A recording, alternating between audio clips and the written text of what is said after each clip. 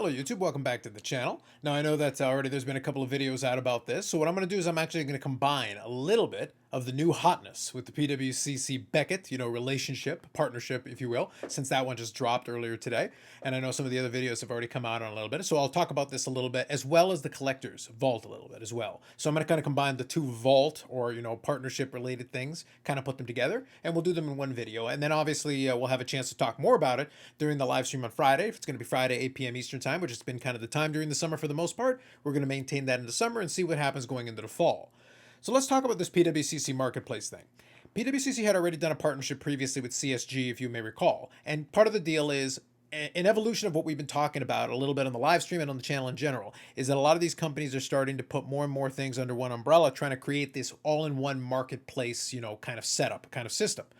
And obviously, if you want to create an ecosystem, the easiest way to do it is to have all the components under it. Well, the idea here is that you would be able to send your card to PWCC, who could then go and have it sent over to Beckett, so they would handle the process of getting it graded for you. And in this case, $50 per card, a 10-day grading turnaround. So they would, they've negotiated their rates on their side of it to make sure they've got the turnaround and then the fee at a flat fee for you. Now, what happens is, in return for this kind of combination thing, is that then it gets put up onto PWCC weekly auction. The idea being it's kind of a one-stop shop. If you have a card that you think you want to get A graded and then B sold, then this would be a process where it would be a case that incorporates a middleman, in this case PWCC, to handle it for you. So the concept here is that they would take care of it and in turn do it from basically an end to end as soon as you send them the cards. Now, one of the key pieces, and Neo did a video on this, talking about one of the key hangups. So we'll talk about this here in a second, and I'm going to go over to the PWCC one here. So we're talking about the Beckett and PWCC grading partnership. And I'll include a link at this in the description, as I generally do, so that we've got it. And obviously, we're going to have more news coming up here, coming into this week now, we're actually 1 week away from the National. So it's going to be interesting to see if anything else comes up as we head into that a week away. But the idea here is that they talk about it, as I said, you would send to PWCC, they would manage the submissions and shipping, estimated 10-day turnaround, as I said, then put it into the Sunday auction. It gives you that possibility. Now, what happens is, it is a flat fee. There's no upfront cost because they deduct it from the proceeds of the sale. So this is important because initially you're not charged anything. But the sale itself is the key component to this, because if the card sells, then that offsets. So there's two scenarios that are critically important to this that kind of Neo touched on. Scenario one is where you go and submit the card, they go do it, they put it in, and it sells for less than $50. Then it would be on you to pay the difference. So effectively that $50 charge is there either way, and the sale is supposed to offset that.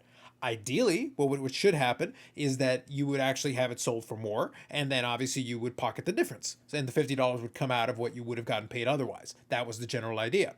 But when you go in, it also creates another scenario. So scenario one is that you pay the difference. But scenario two is they have a minimum bid.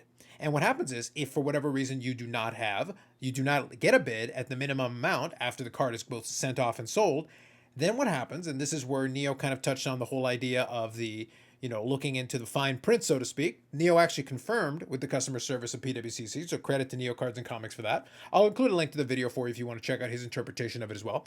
But the idea was, by doing it this way, is that you are taking on the responsibility of ensuring that the card you're going to send in, it sells for enough to at least cover that minimum bid. If it does not, the idea here is that PWCC would then keep it. And you would also be out the $50 charge for the grading. So in this case, obviously his concern was basically related to that. Now I'm going to touch on something here on the site that also is kind of important for you to bear in mind. But keep in mind this. You can submit unlimited cards, and I'll give credit to PWCC for this, although the part about keeping the card, if it falls below that threshold, I think would be a little bit better served to have it on here somewhere, at least an FAQ or something. That would be my recommendation here. But there are a couple of mitigating things that they did include in here that I think are actually quite good. So one of them here is that the service includes subgrades and autograph grades, which is great. But on here, it also says submit unlimited cards. PWCC recommends that you submit cards with at least $100 value to ensure you maximize your profits. So if you submit a card that sells for $50, you'll net zero since you paid $50 for the Beckett grading process. As I said, they also do one for CSG, and it's a little bit cheaper, but the idea is the same. Now, one important thing that you want to bear in mind about this is that PWCC's marketplace, in terms of auctions, doesn't necessarily get top dollar unless it's more of a high-end item. So if you're sending in lower-end items, they do tend to sell for a little bit less. I've been able to pick up some bargains that way, but it's one of those things you kind of have to bear in mind. But there is a piece here that I want to share with you that's on this site here. And if you go down to the grading your cards section here, it says once we receive your cards, our asset experts will review them to make sure that all cards will meet the $50 fee requirement after they've been graded. We want to ensure that no clients have to pay the additional fee if their submission fails to sell for an average of at least $50 per card. If we identify cards that will likely miss the requirement, we'll ship the cards back to you. So there is a screening process. So kind of to their credit, and I think this should be emphasized a little bit more, to their credit, they won't let you send in your 1991 Fleer Commons. You can certainly try, but it's one of those things where, like, realistically, looking at it, go, what's the best case scenario here? Would you even be able to get your money back? Or would the likelihood is they'd be stuck with these graded 1991 Fleer Commons? They probably don't want those. So that's a critically important piece, because that obviously helps keep a lot of the miscellaneous stuff that you're really not going to want. The concept and the one-stop shop kind of element of it is actually quite good, but the idea here is that you still have to exercise a little bit of discretion and a little bit of common sense as far as what you're submitting. It's kind of good in the sense that it does make it so that you only have to ship out the card once, and then from there you have it graded, and then you have it put on a platform and then sold, which is actually could be quite handy. But it's one of those things, you are relinquishing a lot of control, and in effect you're agreeing to do that for the convenience is really what you're talking about. It's effectively, in this case with the Beckett one, it's a $50 convenience charge, and then whatever else happens from there is kind of on you. If you're submitting something that somehow gets past this screening, which hopefully the screeners would catch a lot of that stuff that is borderline to that degree, and anything above that should probably be okay. If you're sending in a card that would be $500, like in a BGS 9.5, then you're probably going to be fine either way. So it's one of those things where then it takes a little bit of the work out of it for you. The $50 just gets deducted from the money you would have gotten otherwise, and then you move on with your day. So it's one of those things where, like, similar to when you submit a card into a COMC, and there's a fee for intake and then a fee when it gets sold. It's a convenience, because otherwise it can sit on that platform for a long time. You don't have to put it up for sale. All these little conveniences, that's where those fees come in. In a similar vein here. Now, you may not be interested in it, and PWCC may not be your cup of tea, because it is still a more limited marketplace in terms of the amount of eyeballs it has. The high profile stuff can actually sell for quite a good amount, but there's a lot of like miscellaneous lower end stuff that I don't think traditionally does very well. I believe a lot of the CSG ones tend to be sold really, really low. So it's one of those things where it is a risky play. And hopefully that's where I would hope that this kind of pre-screening process might help. And again, it says if we identify cards that will likely miss the requirement, we'll ship the cards back to you. That might be the saving grace to help out a lot of folks, prevent them from submitting stuff that really makes no sense unless absolute perfect conditions happen. So just some stuff to bear in mind as pertains to that. I'll have some more thoughts, I think on this later on, but for now, the important thing is that conceptually I have no issue with it. I could definitely see it being a problem if somebody tries to really push their luck and send in some really low-end stuff. Outside of that, you're going to have to decide for yourself if you think you can get enough money out of PWCC weekly auctions. Like I said, I've gotten some nice bargains on those. I don't know if they traditionally get a bunch of eyeballs, but the quality material tends to do okay. So it's a bit of a mixed bag. So just bear that in mind. Now, other one I want to talk about really briefly, I want to talk about the Collector's Vault here. This is basically collectors, I was going to say Collectors Universe, but now it's just collectors. This is collectors creating their own ecosystem. Same idea. Those of you who remember from before is that Golden was originally trying to do this whole idea of a Golden Vault, which I believe they had done. Well, this is basically what the Collector's Vault is now, because the marketplace they're going to incorporate it with is Golden. And the concept is the same. A secure facility. They say $0 storage fees for storing the collection items, and then you can have things submitted into PSA, and you can have it sent directly from PSA to the vault. So that's something that's kind of interesting. And then the coming soon is cards in the Collector's Vault can be consigned to sell on Golden, and any card purchased in a Golden auction will ship free of charge directly to the vault on your behalf.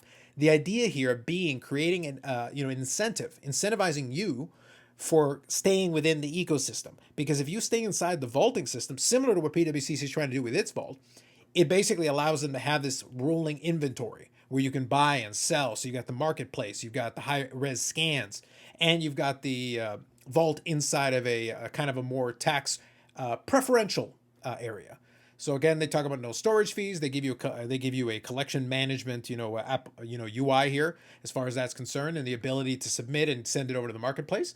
But I'll touch on one thing here that we're going to give you. First one being this one. Do I have to pay sales tax on items shipped back to me from the vault? Collectors does not withhold sales tax on items returned to you from the vault. Please consult your tax professional for any applicable sales tax obligations on purchases you withdraw from the vault. Customers are responsible for remitting sales and other applicable taxes. Remember this. This is really important. Even though you have a tax advantageous place when you send something to the vault, that doesn't necessarily mean you can't get pinged with taxes when you send it somewhere else. Speaking as an international person, if I get something from PWCC's vault, as soon as they declare for the declared value, I get pinged with duties. There's really no way around it from my perspective. Again, you folks stateside may have a different scenario depending on the state that you're in. You have to look at that into that yourself. Then the other piece is that here is that the vault is located in Newcastle, Delaware. So from what I understand, this is a tax advantage state. And as far as that's concerned, it gives you some of the advantages. Very similar with PWCC in terms of when they have their vault in a lot of these places. And even some of the other places I use, like Ship My Cards, have a mailbox in Oregon that allows you, again, to take advantage of some tax savings by sending it to a state that does not have sales tax. So again, you got to kind of remember it's a balancing act. If you really want to have physical possession of the items, of course, there's a real possibility you may get pinged with taxes somewhere along the way. You're going to have to just make sure you pay attention to that. Again, same idea as the other concept. Read the fine print. But I think the big takeaway a lot of this is, and that's why I say I wanted to kind of squeeze the two together, because it's two sides of the same coin. It's obviously two different ideas and interpretations. The collector's vault is obviously going to be PSA focused because it is under the collector's overall umbrella, and the PWCC one is a little bit more open-ended in the sense that they can do individual deals. So they've got to deal with CSG, and now they've got to deal with Beckett. So you've got a couple of options as far as that's concerned. But the resale value is going to be absolutely critical for you figuring out if it makes sense for you to send a card and actually try to use it. And that's where it's really important to make sure you understand the cards you're sending in, pay attention, read the fine print, really understand what it is. A lot of it is not very complicated. Really, you're best served, if you're going to bother with any of these things, is to make sure you send a card that's appropriate for whatever the service level is and make sure that it makes sense. And if it does, you're probably going to be okay. But just bear in mind that, like I said, the PWCC weekly auctions are a little bit hit and miss on lower end stuff. And then as far as Golden is concerned, obviously on the high end, Golden does pretty well traditionally. I have no idea how they would do on anything kind of lower end. I really haven't paid too closely attention. And I've got my own, kind of concerns with the quirks that the Golden marketplace has, because you talk about the PWCC marketplace being a little bit limited in terms of the eyeballs that you can get on it. Well, the Golden one is even more specialized. You obviously have to do a lot more vetting for a lot of these things in order to get an account and be able to bid on stuff.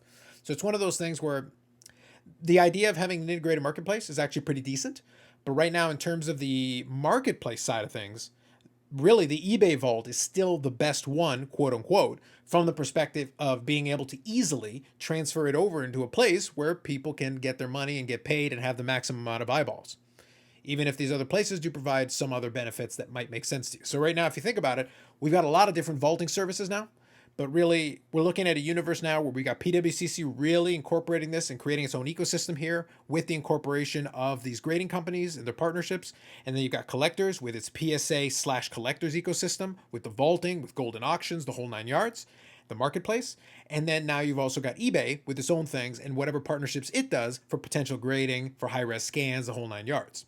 So it's going to be kind of interesting seeing the arms race now. This is the vaulting arms race, where these different vaulting services are trying to compete. And you've got really 3 major players now that have kind of emerged as kind of the forefront leaders in terms of potential based on their market and based on also their brand equity alone. The collector's name holds some weight with PSA. Obviously, PWCC, as infamous or famous as they are, do have some cachet. And then obviously eBay's eBay. So it's just a couple of things you have to bear in mind. It's going to be interesting to see how people take to it. Obviously, for some folks, vaulting in generally doesn't make any sense for them. They wouldn't want to do it anyway, which is fine, completely understandable. But there are some possibilities. If you're a person who's trying to do a lot of transactions or flip cards or things like that, a lot of these vaults make a lot of sense for a lot of that. Again, just kind of an expansion on the ComC model, which is even more marketplace driven. As far as a marketplace and the vaulting concept, ComC is still kind of the OG as far as that's concerned, and integration with eBay and a lot of these other things, and even integration with grading in the past. So, and maybe again in the future, if they go back down that realm again, then they kind of become a viable option as well, with millions of cards already in their quote unquote vault. So just kind of bear that in mind in the back of your mind as well. Anyway, just want to open up. I wanted to talk mainly about the PWCC Beckett one, a little bit about this collector's vault. I'll have some more thoughts, like I said, in future videos and on the live stream on Friday and subsequent. And we'll also be talking a little bit more as we get closer now that the National is imminent. We're about a week out from that, so we're going to have some fun with that as well. And we'll see where it goes from there. Open any thoughts or comments you might have. Feel free to include them in the comments section. Like if you like the video, subscribe to the channel. Thanks very much. We'll catch you in the next one.